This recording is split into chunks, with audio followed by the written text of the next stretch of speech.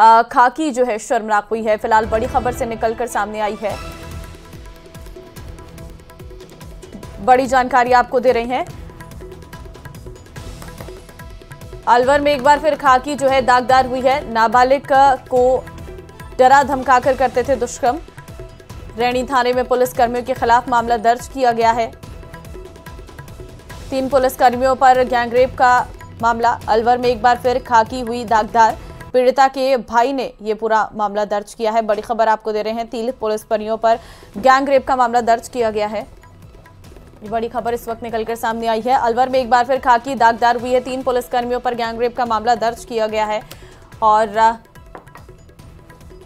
3 पुलिसकर्मियों पर पॉक्सो सामूहिक दुष्कर्म का केस दर्ज किया गया है। नाबालिग को डरा धमकाकर करते थे दुष्कर्म। रैणी थाने में पुलिसकर्मियों के खिलाफ मामला दर्ज किया गया है।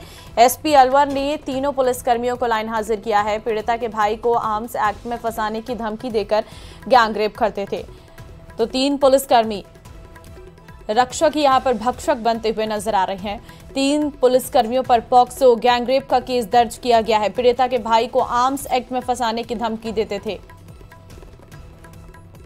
नाबालिग को डराया धमकाया जा रहा था। फिलहाल सामूहिक दुष्कर्म का मामला दर्ज किया गया है। नाबालिग को डरा धमकाकर करते थे दुष्कर्म, ये जानकारी निकलकर सामने आई है। तो पुलिस जो हमारी सुरक्षा के लिए होती है, उस पुलिस पर अगर इस तरीके के दाग लगने लग जाएं तो अपने आप में सवाल उठने लगती हैं।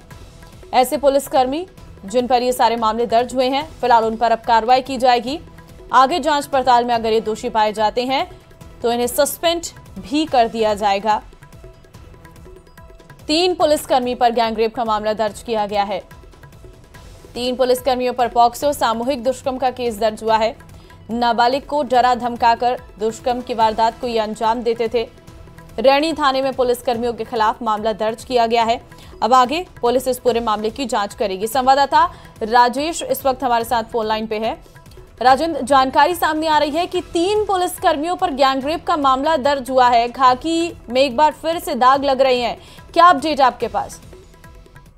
जी, ये जो पूरा मामला है अलवर जिले के रैणी थाना इलाके का है, जहां पर एक पीड़ित नाबालिग बच्ची है, उसके भाई को आर्म्स एक्ट में फंसाने की धमकी देकर उसके साथ गैंगरेप करने का पूरा मामला है। एडिशनल एसपी जो कार्यवाहक एसपी भी हैं तेजपाल सिंह, उनसे मेरी बात हुई। उनका कहना है कि जो पीड़िता उनसे मिली थी, उसके बाद ये मुकदमा दर्ज करवाया गया है और जो 3 आरोपी हैं उनको लाइन हाजिर कर दिया गया है। जबकि पीड़िता के परिजनों का कहना है कि जो आरोपी हैं उन्हें तुरंत गिरफ्तार किया जाना चाहिए। पोक्सो एक्ट में मामला दर्ज किया है। पुलिस जो तुरंत कार्रवाई कर रही है वो केवल लीपापोती का काम कर रही है। तो कहीं न कहीं इस तरीके की घटनाक्रम को देखकर पुलिस को जो तीनों जो कांस्टेबलों पर आरोप लगा है उन्हें निलंबित किया जाना चाहिए था, ये परिजनों की ओर से मांग की जा रही है।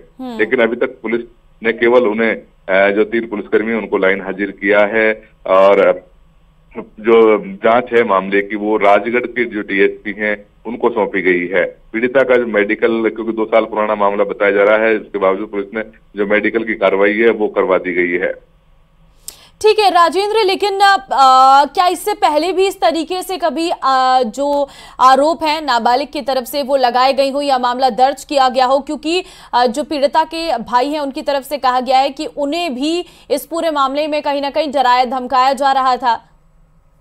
पूर्व में ये पूरा मामला नहीं दर्ज गया। पीड़िता का कहना है कि उसे धमकी दी गई थी। डर की वजह से वो, चूंकि वो उसी थाना इलाके में पोस्टेड थे, तो डर की वजह से मुकदमा दर्ज नहीं कराया। लेकिन अब जब आरोपी उनके घर तक पहुंचने लगे थे, घर में जाकर धमकी देने लगे और उसके साथ ब्लैकमेल करके गैंगरेप की घटना को अंजाम दिया जाने लगा, तो उससे तंग आकर के आखिरकार उन्होंने पुलिस अधीक्षक स्थानीय थाने में न जाकर के अलवर जो कार्यवाहक एसपी हैं तेजपाल सिंह, उनसे जाकर के मिली और एसपी से मिलकर पूरे घटनाक्रम के बारे में जानकारी दी। उसके बाद ये पूरा मामला दर्ज हुआ है।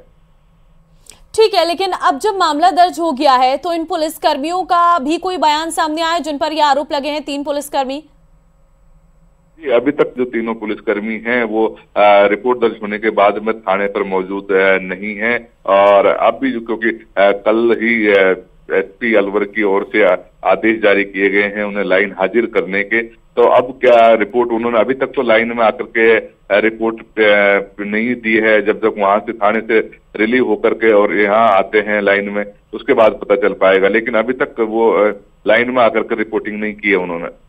ठीक है, ये भी जानकारी दीजिएगा राजेंद्र कि कितने समय से ये पुलिसकर्मी इस नाबालिग के साथ इस तरीके की घिनौनी वारदात को अंजाम दे रहे थे? जी, पीड़िता की तरफ से जो रिपोर्ट दर्ज कराई है उसमें 2 साल से ये घटनाक्रम बताया जा रहा है। पीड़िता जब अलवर में पढ़ाई कर रही थी उस दौरान भी यह कांस्टेबल अविनाश के ऊपर आरोप लगाया कि वो यहाँ से आता था। उसके बाद जो कमरे पे किराए पर रहती थी वहां भी पहुंचकर उसे ब्लैकमेल करके बुलाया जाता था और उसके साथ अलवर में भी घटना को अंजाम दिया गया है। तो कहीं न कहीं पीड़िता को इसकी वजह से ही उसका कहना है कि उसने अलवर में पढ़ाई छोड़ दी, इसलिए वो गाँव में रह रही थी और पुलिसकर्मी जो वर्दी का रौब दिखाकर उसके परिवार को जान का खतरा होने की वजह से वो चुप बैठी हुई थी। लेकिन अब पीड़ित का कहना है कि उन्होंने बिल्कुल, और अब इन पुलिसकर्मियों पर केस दर्ज किया है। बहुत धन्यवाद राजेंद्र आपका तमाम जानकारी देने के लिए।